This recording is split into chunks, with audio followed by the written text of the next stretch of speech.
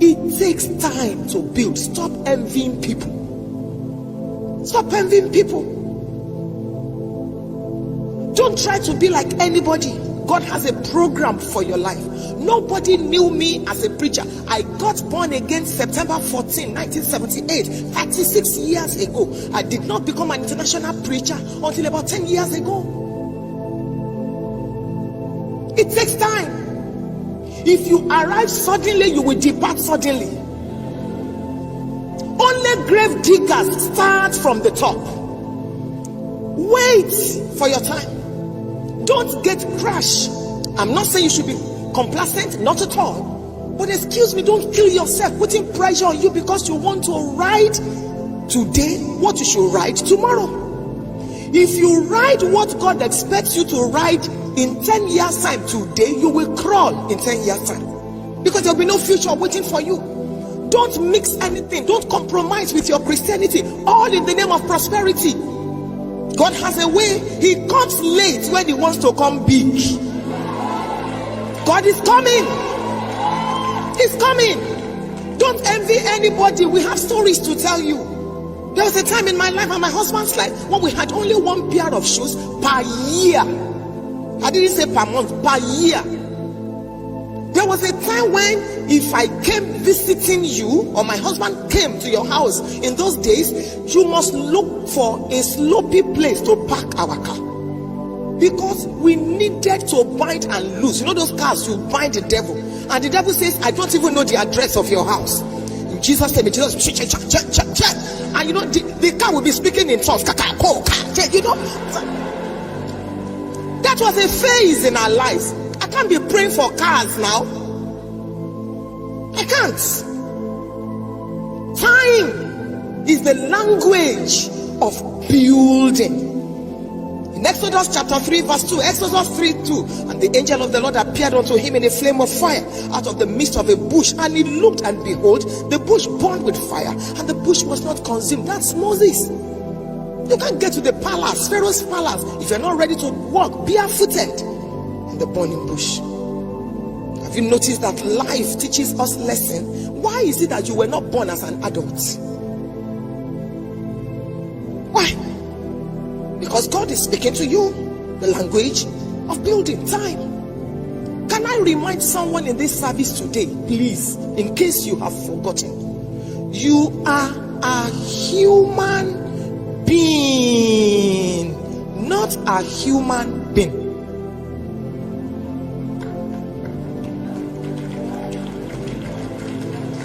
You are a human being, B-E-I-N-G, not a human being, B-E-E-N. There's no sudden arrival. You are still being made. Tell your neighbor, I'm a human being. I studied English language in the university. That tells you it is a present continuous tense.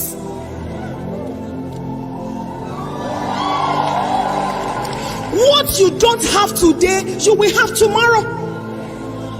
You know why you don't have a great car yet? They are still fixing the headlamp.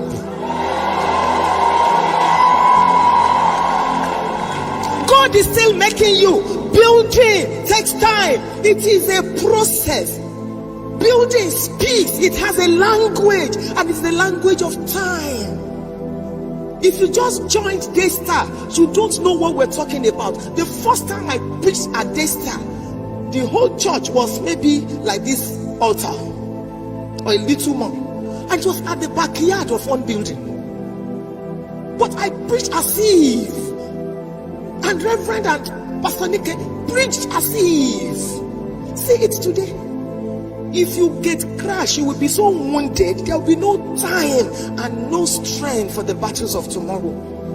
Hold on, sweetheart, don't give up. It takes time. God is processing you. God is, building you up. Can I say this? I stand to be corrected. There are some weaknesses in your life that you can never overcome.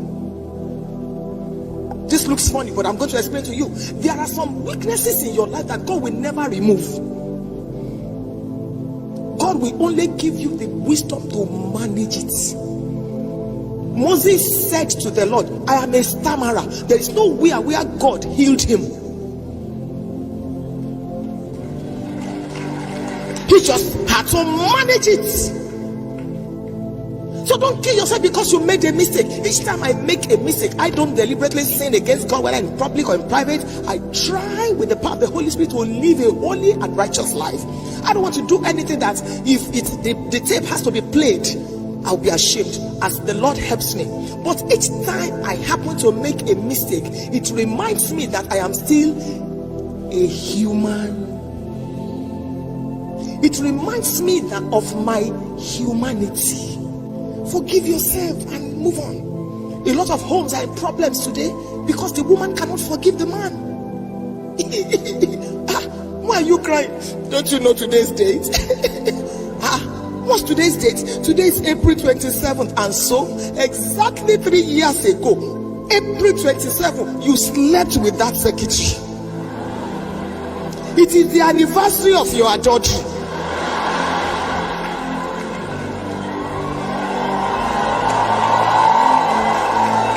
My dear, forgive. In my village, they say if you don't forgive the matter of yesterday, there will be nobody to play with today. Is it because people are not telling you their stories?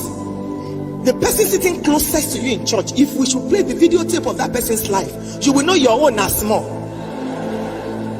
Move on. Forgive people. Forgive yourself.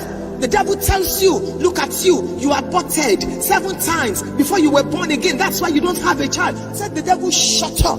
God does not consult my past to determine my future. If you were married as a virgin, it's a privilege for you. We thank God for you. But excuse me, some people lost their virginity not because they wanted to lose it, and that does not make them small or inferior. It doesn't. Why must the devil keep on hammering on your sin? You keep pulling your sin out from under the blood cover. Leave it there and face the front and live your life. God is working on you. Don't give up on me yet, because you don't know where God is taking me. I lived with my uncle for 10 years. He got married while I was living with him. He treated me very well. I thought when the wife arrives, she will maltreat me. She didn't. So 2 or 3 years ago, I said to my husband, all the Bonvita and all the soap that my uncle bought while I was in secondary school, I want to make sure he doesn't finish eating. I want to make sure he doesn't finish drinking. I want to make sure he will never recover. So let's build him a house. Took some money, built him a house. And then I said to my husband, if this man and his wife have a house, they shouldn't be trekking as tenants. As landlords. So let's get him a car. And then bought him a car and his wife. And I said to the wife, God saved you that you didn't treat me badly.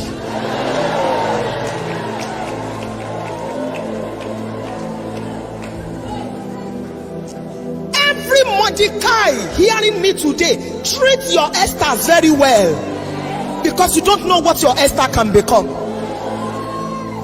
Time sometimes hides greatness. That we are sitting on the same seat in church does not matter. The present first lady of Lagos State, of Ondo State, she still sent me a text yesterday night. We were sweeping together in the church. I didn't know that one day she would become a first lady. She would tie her scarf, I would tie my own in our church. She was a member of the church, and we would be sweeping. I didn't know I was sweeping. Time hides greatness. God saved me that I didn't treat her badly as a pastor's wife.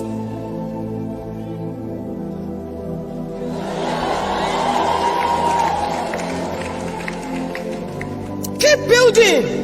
One day it will show. It's just that you must start on time, because the journey is far and long. Keep building. I know I may not be able to finish this message. I have another message for the second service. I want to preach in the second service on it takes the blessed to build. God has given me something to give to them, but I don't think I can finish this one. I'll see how we blend it. Because if you are not blessed, you cannot build. when our children were young, my husband and I refused to travel. You wouldn't see my face on any poster. I refused to go preach anywhere. I stayed with my children. I was lost in their world. My mates were running, see them everywhere, preaching, abandoning the marriage. Every Thursday, my husband and I didn't go anywhere. As soon as he came back from the office, that was our family night. My children will ask us any question. We will explain. This is how to keep your virginity. This is how, to have sex. This is how to serve God. This is how. We didn't just concentrate on Bible study. Many pastors' wives are a mess and a disgrace to the ministry. We were lost in their world. My husband would take them to University of Ife. Tell them, the people that attend this university, they don't have two heads, so you must attend. He will tell them life stories. We raise these children together. Today, I give God all the praises. Many people that were running, all my mates that left their homes and they were running preaching, nobody is inviting them again, because if your Christianity does not work at home, don't bother to export it. It took time to build these children. It took time to raise them. But today, I have peace. Husbands, fathers that are listening to me, the children, the raising of your children is not the sole responsibility of your wife. Be involved. I said to my children, look, forever you owe your father honor, because in the night he will put you on his back and be dancing and tell me to sleep. Where are the fathers? When a woman gives birth to a child, when you are married to a woman and you raise your hand and you slap that woman, you need to visit the psychiatric hospital.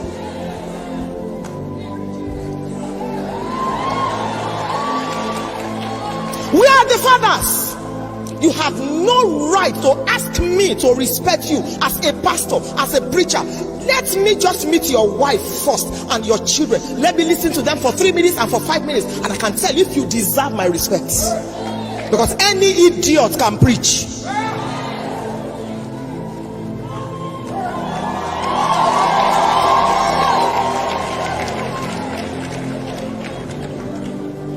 We have challenges in the nation today because many fathers lost it. Pursuing Coca-Cola, pursuing ministry, pursuing everything. Their mouth will be like preaching and preaching, while their children were dying. Was it not that man, Jairus, that went to seek Jesus for his daughter?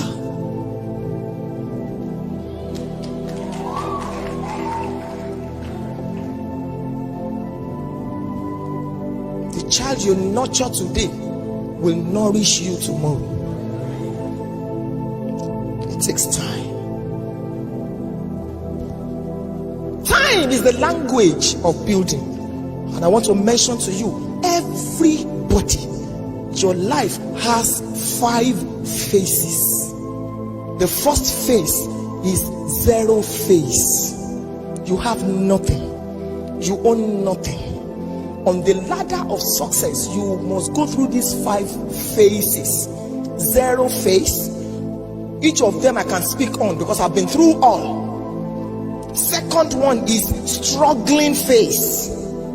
So if you look at a man today and you say you will not marry him because you think he's still struggling, you don't know what his future has in mind.